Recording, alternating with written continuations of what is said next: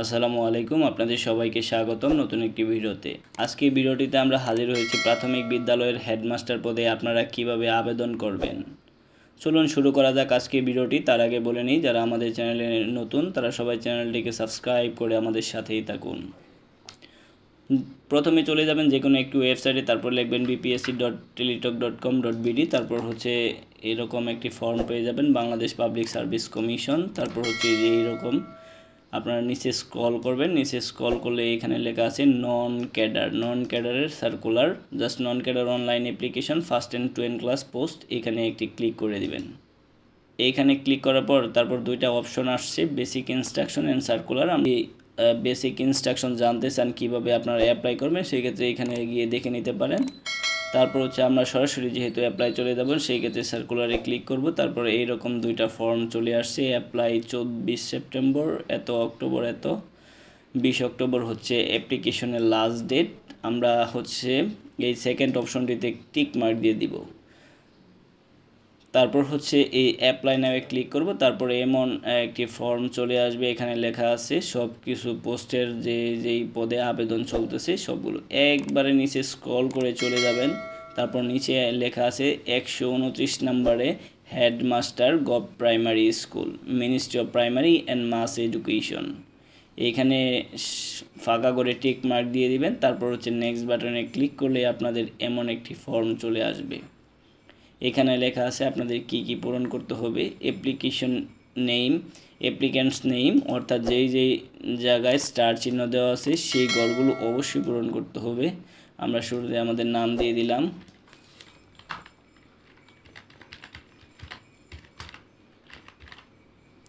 তারপর হচ্ছে পিতার নাম দিয়ে দিলাম, তারপর হচ্ছে মায়ের নাম দিয়ে দিলাম, তারপর হচ্ছে ডেট অফ বার্থ দিয়ে দিলাম।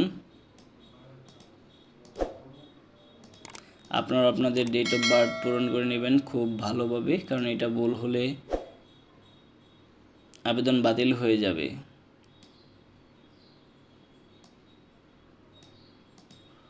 তারপর হচ্ছে জেন্ডার, আপনারা হচ্ছে খুব সতর্কতার সাথে পূরণ করবেন, কারণ পিএসসির কোনো ভুল অ্যাপ্লাই হলে তারা হচ্ছে ব্যান করে দেয়। ফ্রিডম ফাইটার্স যেটা যদি থাকে দিবেন, আদারওয়াইজ নো ফ্রিডম ফাইটার দিয়ে দিবেন। তারপর হচ্ছে এথনিক মাইনরিটি, ইয়েস থাকলে দিবেন, otherwise no. Physically handicap, yes থাকলে দিবেন, আদারওয়াইজ নো। তারপর হচ্ছে ন্যাশনাল আইডি, ইয়েস যদি থাকে দিবেন আপনারা, তারপর হচ্ছে পূরণ করে দিবেন। আর হচ্ছে ম্যারিটাল স্ট্যাটাস, আপনারা সিঙ্গেল বা ম্যারিড, আমরা পূরণ করে দিলাম। তারপর হচ্ছে প্রেজেন্ট অ্যাড্রেস, আপনাদের নাম ঠিকানা দিয়ে দিবেন।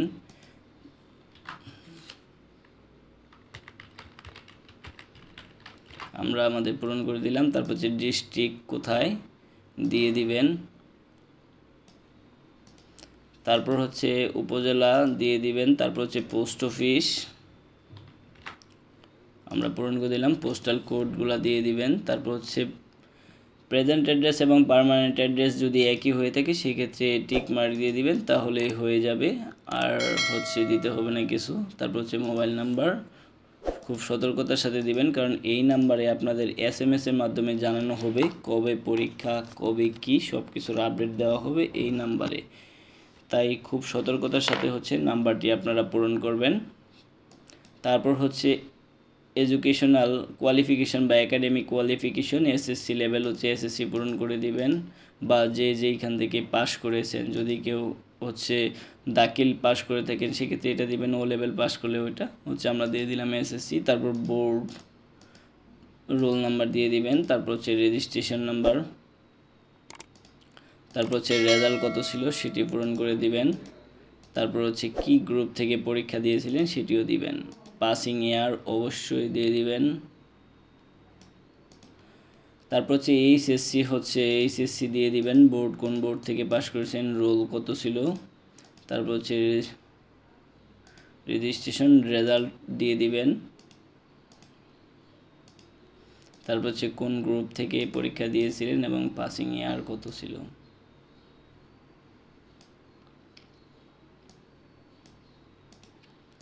তারপর হচ্ছে আপনাদের গ্র্যাজুয়েশন লেভেল দিয়ে দিবেন, কে কোথায় থেকে গ্র্যাজুয়েশন করেছেন এবং কোন সাবজেক্ট থেকে করেছেন আমরা দিয়ে দিলাম। তারপর হচ্ছে কোন ইউনিভার্সিটি থেকে পড়েছেন সেটি দিয়ে দিবেন।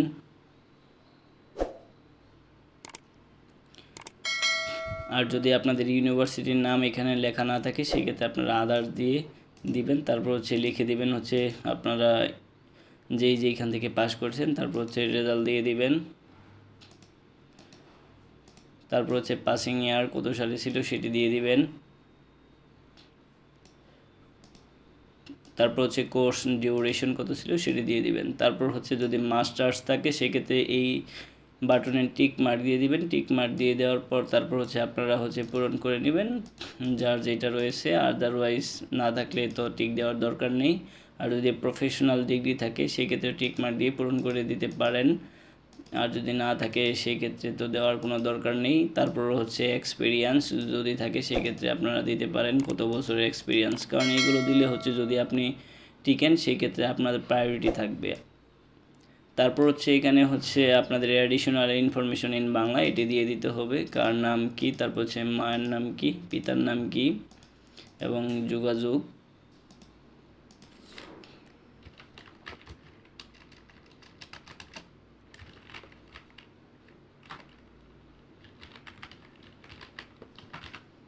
তারপর হচ্ছে এক্সাম সেন্টার, আপনারা কোথায় পরীক্ষা দিবেন সেটি সিলেক্ট করে দিবেন, আমরা দিয়ে দিলাম।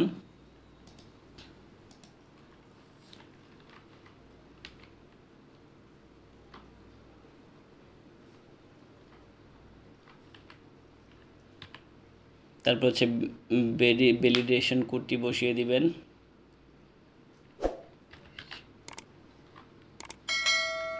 তারপর হচ্ছে এখানে টিক মার্ক দিয়ে হচ্ছে নেক্সট বাটনে ক্লিক করবেন। তারপর হচ্ছে আপনাদের এমন একটি ফর্ম চলে আসবে যে আপনাদের হচ্ছে নেম অফ দ্য পোস্ট সব কিছুই দেওয়া আছে এখানে। জাস্ট তারপর হচ্ছে আপনারা এখানে ছবিটা বসিয়ে দিবেন।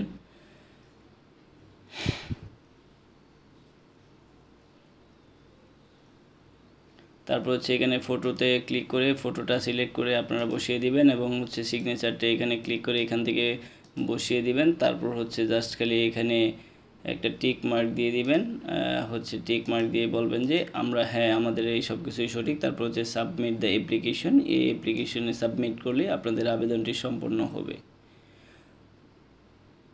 আর যদি কেউ ইতিমধ্যে মনে করেন এই পর্যায়ে আইসা পড়ছেন, তারপর হচ্ছে মনে করেন আপনারা ভুল অ্যাপ্লাই করছেন, সেক্ষেত্রে আপনার পুনরায় এই সাবমিট দ্য অ্যাপ্লিকেশনে দেওয়ার আগে এই click the edit all application এখানে এডিট করে নিতে পারবেন। সো ধন্যবাদ আপনাদের সবাইকে। তারপর হচ্ছে আপনারা যথারীতি পেমেন্ট করে দিবেন। সো ধন্যবাদ আপনাদের সবাইকে পাশে দেখার জন্য।